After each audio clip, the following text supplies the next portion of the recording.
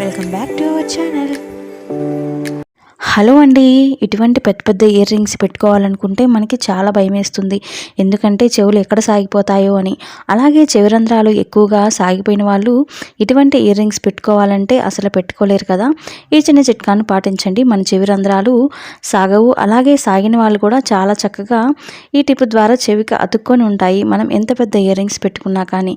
ముందుగా 2-in-1 స్టిక్కర్ని తీసుకుని దాన్ని ఇలాగ కట్ చేసుకోవాలి బటన్ షేప్లో.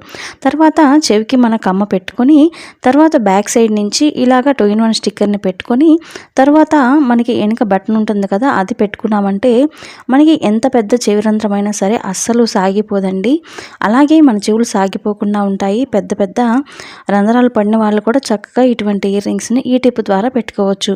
ఈ టిప్ మీకు నచ్చింది కదా. ఈసారి ఇటువంటి పెద్ద పెద్ద ఇయర్ రింగ్స్ పెట్టుకునేటప్పుడు భయపడకుండా చక్కగా ఈ టిప్ ద్వారా పెట్టుకోవచ్చు. ఇంకొక టిప్ ఏంటో చూద్దాం. మన వంటగదిలో కల్లుప్పుని యూజ్ చేస్తూనే ఉంటాం కదా. అటువంటి కల్లుప్పు ముందైతే బాగానే ఉంటుంది, కానీ అయిపోయేటప్పటికి అడుగునంతా నీరు పట్టేసి ఉంటుంది కదా. ఈసారి అలా అవ్వకుండా ఉండాలంటే ఈ చిన్న చిట్కాని ట్రై చేయండి. 1 స్పూన్ బియ్యం ఇలాగా డ్రై రోస్ట్గా వేయించుకొని మనం ఏ సీసాలో అయితే మనం ఉప్పును వేసుకుంటున్నామో అడుగు బాగాన అలాగా బియ్యం వేసుకుని తర్వాత పైన ఇలా కల్లుప్పు పోసుకోండి. ఇలా పోసుకోవడం వల్ల ఏంటంటే మనకు అడుగున నీరు పట్టకుండా ఉప్పు ఫ్రెష్గా ఉంటుంది.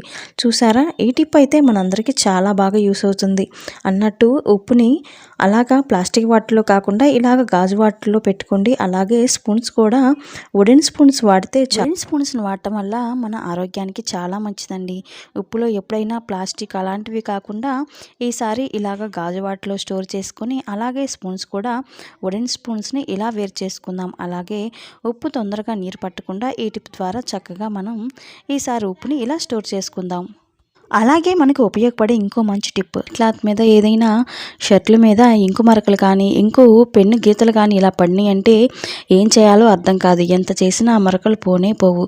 అలాగే చిన్నపిల్లలు ఉన్న ఇంట్లో అయితే వాళ్ళ యూనిఫామ్ మీద కంపల్సరీ ఇలాగ ఇంకు మరకలు కానీ ఇంకు గీతలు కానీ పడుతూనే ఉంటాయి.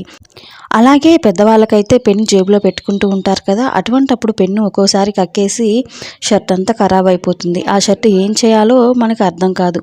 ఎంత బాగున్న షర్ట్ అయినా అలా పక్కన పడేయాల్సిందే. అలాంటప్పుడు ఏం చేయాలంటే ఎక్కడైతే ఇంకు మరకలు పడతాయో అక్కడ 2-3 డ్రాప్స్ కొంచెం ఇలా డెటాల్ వేసి రఫ్ చేయండి 2 నిమిషాలు. తర్వాత వాటర్తో చక్కగా ఆ ప్లేస్ని అంతా కడిగేసిన తర్వాత సోప్ను అప్లై చేసి ఉతికేసామంటే చక్కగా ఇంకు మరకలన్నీ చక్కగా పోతాయండి. ఈసారి వైట్ షర్ట్ల మీద ఇటువంటి ఇంకు మరకలు ఏమైనా పడితే కంగారు పడకుండా చక్కగా ఈ చిన్న చిట్కా ద్వారా ఆ మరకలన్నీ చిటికలో పోగొట్టుకోవచ్చు. ఈ చిట్కా మీకు నచ్చింది కదా. అలాగే మన వంటగదిలో కత్తెరని అలాగే లైటర్ని ఎక్కడో చోట మర్చిపోతూ ఉంటాం కదా. నేనైతే అలాగే మర్చిపోతూ ఉంటానండి. లైటర్ పక్కనే ఉన్నా కానీ కనిపించదు. అటువంటప్పుడు ఏం చేయాలంటే చక్కగా ఇటువంటి 2-in-1 స్టిక్కర్ ఒకటి తీసుకొని దాన్ని ఇలాగా 2 మనకి బట్టలు ఆరేసే క్లిప్పులు ఉంటూనే ఉంటాయి కదా, వాటిని తీసుకొని ఇలాగా అటాచ్ చేసుకోండి. తర్వాత వీటిని తిప్పి మనకి పొయ్యి వెనుక భాగాల టైల్స్ ఉంటూనే ఉంటాయి కదా, వాటికి చక్కగా రివర్స్లో ఇలాగా అంటించేసుకోండి. అంటించేసుకున్న తర్వాత చక్కగా ఇది మనకి ఇప్పుడు ఒక స్టాండ్లా తయారైపోతుంది.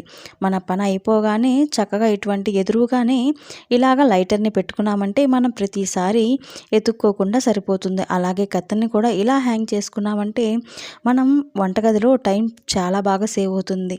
నాకైతే ఈ టిప్ చాలా బాగా ఉపయోగపడిందండి. మీకు కూడా ఉపయోగపడింది అనుకుంటున్నాను. ఈ చిట్కాలన్నీ మీకు నచ్చితే please subscribe to our channel. మీ తెలుగు అమ్మాయి.